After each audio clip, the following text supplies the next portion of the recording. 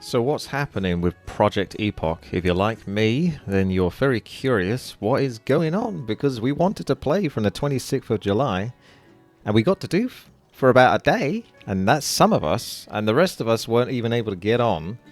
And now the servers have been down for quite a while, and we're all wondering, is Project Epoch over? Like, was it all a scam? There's been this going around. But there is information that's come out recently that is fairly promising, and I'll get to that. But to catch you up on what the Project Epoch deal is, basically a private World of Warcraft server, for those that don't know, uses the Wrath of the Lich King client with TBC talents, and it's based on classic gameplay, so level 60, leveling up in that original world. So Project Epoch started off on the 26th of July, had its problems, so much so that basically we haven't been able to play it since after the first day or two. Now, there's been frequent downtime, so servers have been brought down multiple times since launch due to critical bugs and performance bottlenecks. This has been severely hampering our ability to get on. If you remember when I was streaming this, because I live stream this when I'm playing it at YouTube, so follow this channel, subscribe to this channel if you want to stay up to date with my progress with Project Epoch. At the moment, my druid is level 15, so I was one of the lucky people in that regard to actually get to that stage. I feel really bad and sorry for those that weren't even able to play. There's something about round robin, which I'm going to talk about later, but I want to carry on the task that I'm going on down at the moment. So overwhelming demand is another point. Player interest exceeded expectations, so logging queues have been absolutely jam-packed, lag and back-end strain, so when you even get in, then there's a lot of lag to the point where it can just disconnect you randomly, and then, hey, off you go again, trying to log back into those servers over and over and over. And it took 3.5 hours one time to try to get back on, only to be, like, kicked out, I think, 45 seconds after getting in. I remember there was one time where I did that, and it literally said server reset in 45 seconds, and then I wasn't able to get back on. I think that was like the last time. So there's been launch blocking bugs. So despite pre-launch Q&A, several high priority bugs have slipped through, forcing emergency patches and restarts. I think they've been moving the Microsoft Windows aspect of how they've built their servers onto Linux, from what I've heard. So a huge overhaul. So they seem promising though with their progress, but I'm not a technical person, so you tell me what you reckon. A lot of people have their skepticism, and rightfully so. Core system failures. There's some custom systems, the war mode toggling racial knowledge, cause unexpected crashes or data corruption. They did say that if there was stuff that was custom content, they can fix that within a few minutes, supposedly. But what was causing them the bigger problems was the stuff that slipped by the net that wasn't the custom content. We'll see. They have been working hard. They got a fairly big team now at this point. People running through the clock, working over and over. So they got updates on the Discord server, and I'm going to talk about those shortly. So there's been emergency hotfixes, server rebuilds. So in many cases, the servers are taken offline for full rebuilds or rollback procedures. By the way, if you ever want to know how Epoch is doing, there is a website here. I'll link it in the video description. Quite handy. Basically tells you when the authority server is up. That means that you can basically log in to see the realm, Kezan or Gurabashi, but if you try to double click on them, you're still not going to get in because the actual realm needs to be up for you to actually get in. And unfortunately, account registration is down, and people think it could take a really long time before account registration comes back. I don't 100% know. So for those that were in on the early days, you should be good once the servers are up again. But for those that are interested in getting into the Project Epoch now, or even recently, have not been able to create an account to do so. And I don't know when you're going to be able to do that. So you'll have to stay tuned for when that's going to kick off. Obviously, there's a lot of frustration in the community.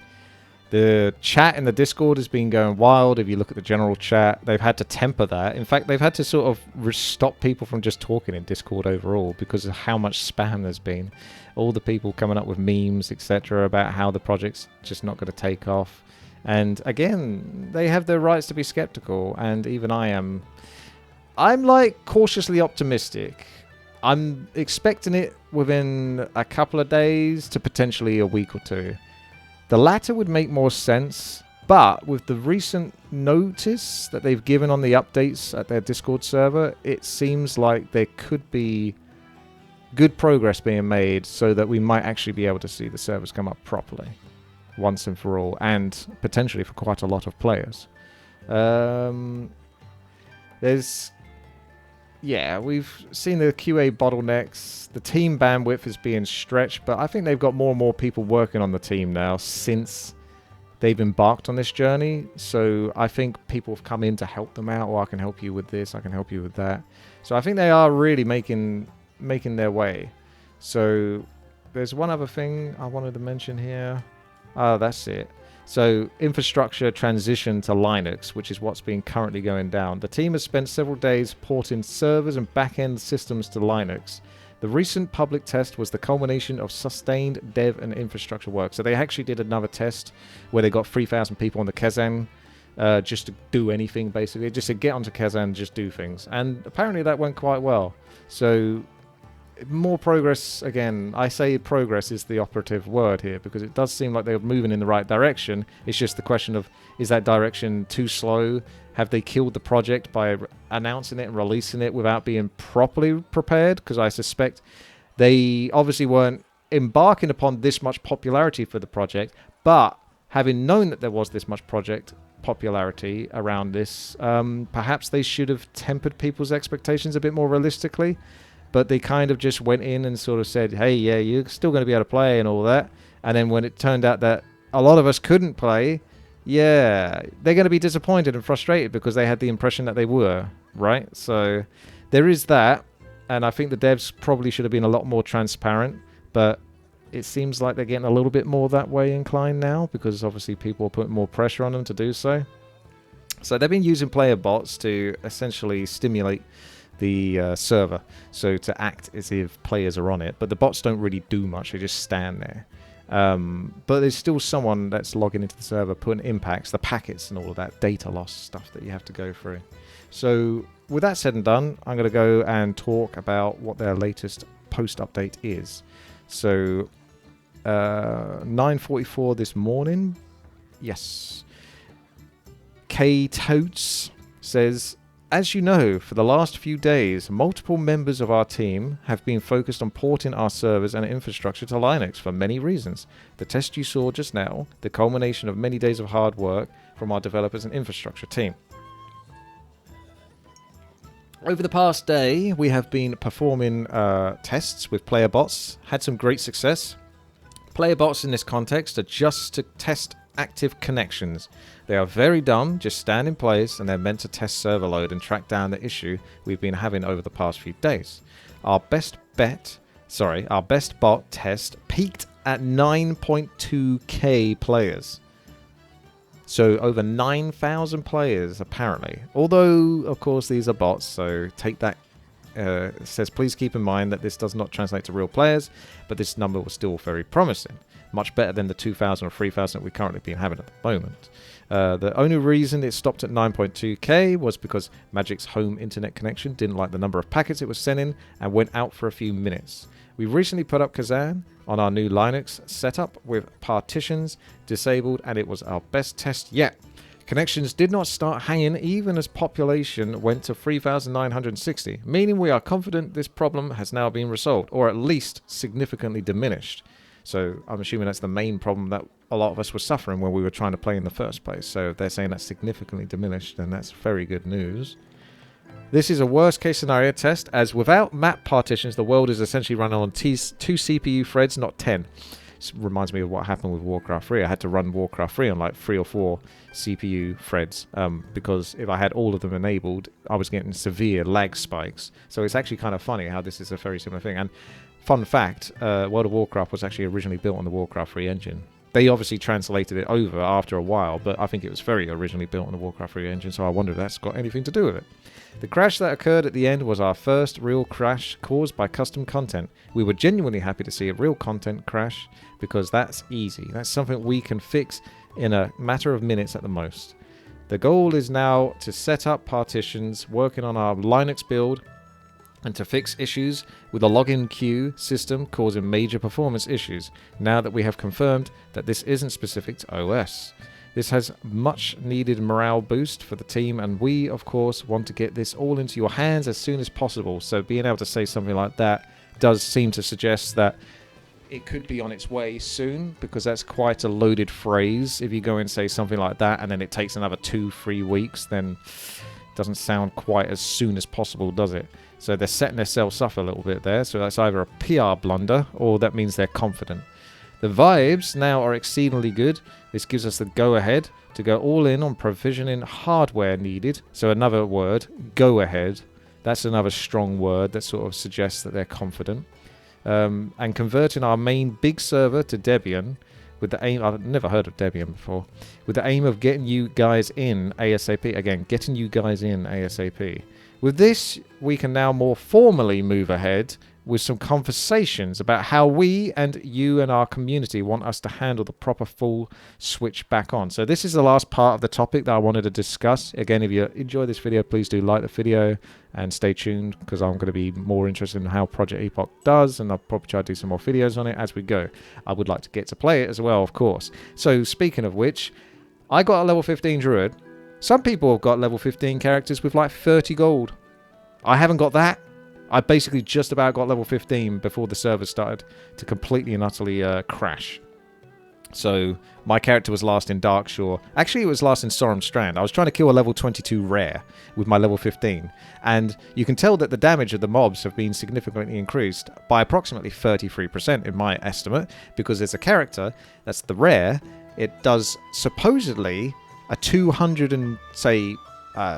damage frostbolt. But it will do 314 damage, this frostbolt, when it hit me. And that would one-shot me outside of bear form.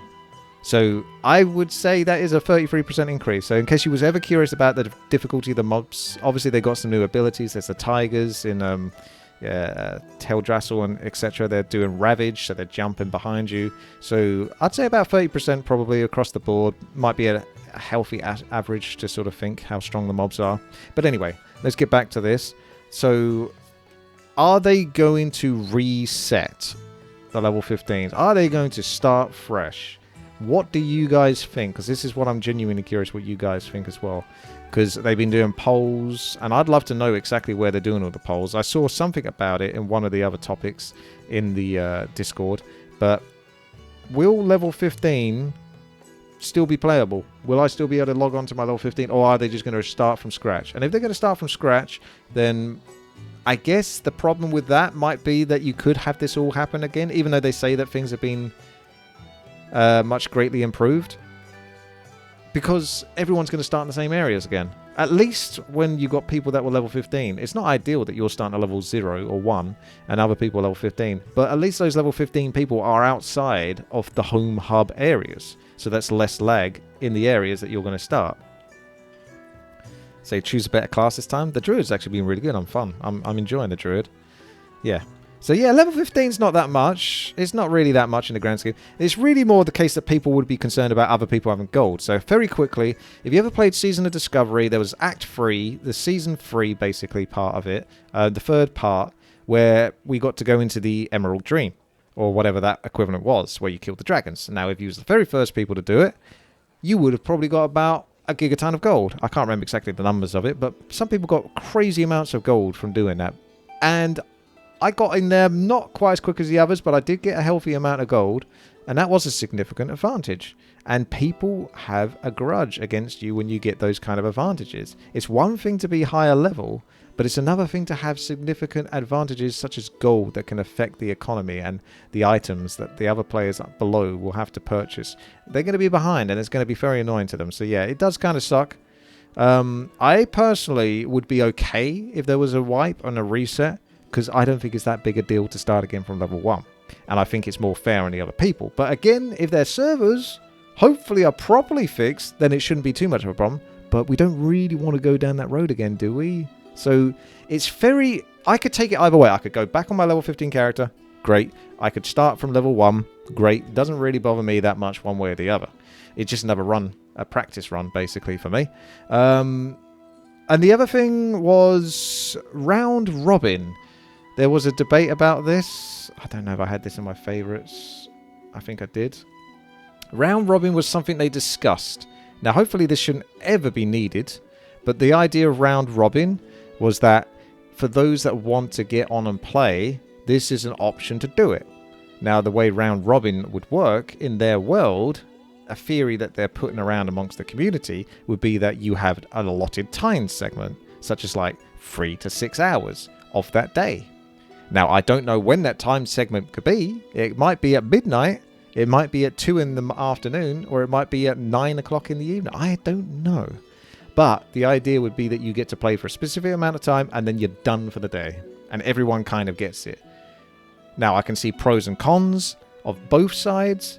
I'm personally on the no round robin because I'd rather not have my game time completely dictated by this very strict, stringent way. Now, you might make the point, well, you can't play anyway, right? Because you can't log in. And if you had round robin, at least you'd be able to log in, because there'll be days where you might not be able to get in at all because everyone's still trying to get in. You just never get in. But I think I still prefer that than having this sort of game tell me when and how I can play, and then I have to just hard stop. I really don't like that, and I don't really want that to be part of the game personally. So with the servers being improved, hopefully this isn't something that has to occur. If there's any other topics that are debatable for Project Epoch, then please let me know. I'm very curious what needs to be discussed. But generally speaking, it's, will the servers be reset? Do you think the servers should be reset? Or should people be able to stay at level 15? If they should be able to stay at level 15, should they be able to keep the gold that they got? Or are the developers going to sort of make it so that you have a 10 gold cap? Because I think 10 gold is a lot at level 15. It's a hell of a lot. Heck, you'd be amazed if you had even 1 gold because of the amount of money that you have to spend on upgrading your abilities every single time. So sure, that would suck for the people that farm the gold, but let's face it, they were basically exploiting. I could tell because there was so many people doing Warsong Gulch and stuff like that. I was like, I don't think that many people would actively be doing Warsong Gulch. They're more likely to do professions. So there's obviously something going on there. And lo and behold, it was something to do with the tokens. When they hand the tokens in, they get the gold based on the experience they would have got for handing the tokens in. And that gold was accumulating more and more and more. So that's obviously exploitation, whether you like it or not. You can't be that naive to think it wasn't. Very few people are going to be playing Warsong Gulch saying, I wonder how I'm getting all this gold at level 15. So they know. They know. And would you want a round robin system where you get guaranteed game time, but it might only be a few hours a day? Or would you rather just wing it and hope that you get in? So with that said and done, thank you for watching the video. I'll try to keep you posted and let me know what you think.